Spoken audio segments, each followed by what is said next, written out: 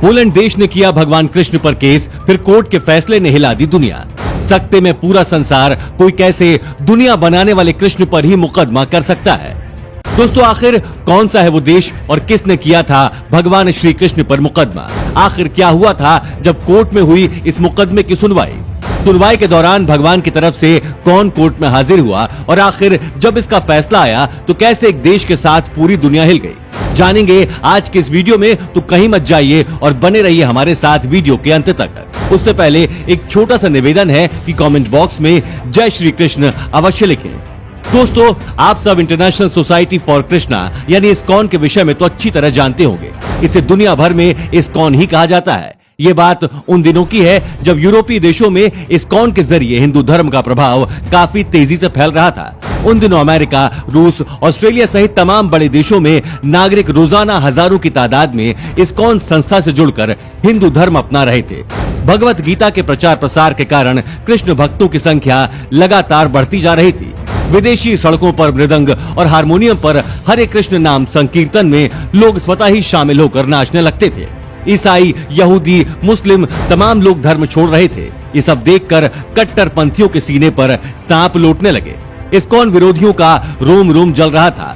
उन लोगों में ये डर बैठता जा रहा था कि अगर ऐसे ही चलता रहा तो धीरे धीरे देश के सभी नागरिक हिंदू हो जाएंगे। परंतु समस्या ये है कि अगर इस्कॉन को रोका जाए तो कैसे रोका जाए? और आखिरकार पोलैंड की राजधानी वॉर्सो में एक शख्स से ये सब बिल्कुल सहा नहीं गया। अंत में उसने भगवान श्री कृष्ण पर आरोप लगाते हुए इस्कॉन पर केस फाइल कर दिया। मामला कोर्ट में पहुंचा और जैसा कि हर एक केस में होता है, प्रतिवादी पक्ष को कोर्ट में हाजिर होने के लिए सम्मन भेजे जाते हैं। वैसे ही इस्कॉन को सम्मन भेजे गए और निश्चित दिनांक को वादी तथा प्रतिवादी कोर्ट में उपस्थित हुए। वादी पक्ष नन ने अदालत में मांग करते हुए कहा कि पोलैंड में इस्कॉन को बैन कर दिया जाए, क्योंकि इस्कॉन के अनुयायी उस श्री कृष्ण का गुणगान करते हैं जिसका चरित्र ठीक नहीं था। नन ने आगे कहा कि वो गोपियों संग उनकी रासलीला के चर्चे काफी मशहूर हैं और ये सब मैं जुबानी नहीं कह रही हूँ। इनकी किताब में ये सब विस्तार से लिखा हुआ है कि कैसे कृष्ण किस तरह गोपियों को तंग करते थे। जो गोपियां पानी भरने जाती थी, श्री कृष्ण उनकी मटकी फोड़ देते थे। नहाती हुई गोपियों के कपड़े उठाकर पेड़ पर बैठ जाते थे। बांसुरी की धुन पर सैकड़ों गोपियों को एक साथ नचाते थे। इसके अलावा रासलीला का वर्णन तो ऐसा ही है कि पूछो ही मत। हजारों गोपियों के साथ श्री कृष्ण एक ही समय में नाचते थे। यही नहीं, श्री कृष्ण के बारे में यह भी कहा जाता है कि श्री कृष्ण ने 16,000 औरतों से शादी की थी। इसलिए अदालत से अनुरोध है कि पोलैंड में इस्कॉन को बैन कर दें, क्योंकि जिनका भगवान ही चरित्रहीन है, उसके अनुयायी इस देश में बढ़ गए तो हर तरफ अराजकता फैल जाएगी, हर तरफ अश्लीलता ही नजर आएगी।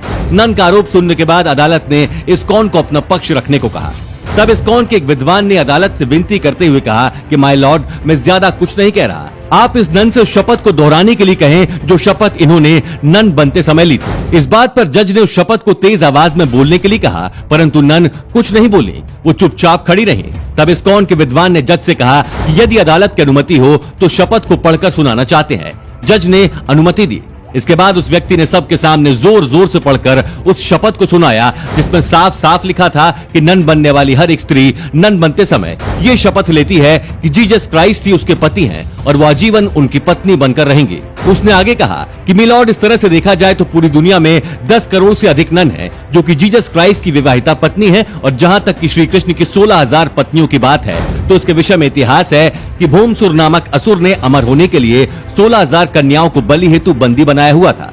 भगवान श्री कृष्ण ने भूमासुर का वध करके उन सभी 16,000 कन्याओं को आजाद कराया और समाज में उन कन्याओं का तिरस्कार न हो, इस कारण उन 16,000 कन्याओं ने भगवान श्री कृष्ण को अपने पति के रूप में स्वीकार कर लिया और भगवान श्री कृष्ण ने उनके सम्मान के लिए उनसे विवाह किया। ऐसे में अब कोर्ट तय करे कि भगवान कृष्ण और जीसस क्राइस्ट किसका चरित्र ठीक नहीं है। इस बात को सुनकर कोर्ट रूम तालियों से गूंज उठा और हरे कृष्णा के जयकारे लगने लगे और ये केस उसी वक्त खारिज हो गया। तो दोस्तों, भगवान कृष्ण पर निराधार सवाल उठाने वालों को आप क्या संदेश देना चाहेंगे, हमें कमेंट में लिखकर बताएं। साथ ही इस वीडियो को शेयर जरूर करें। धन्यवाद।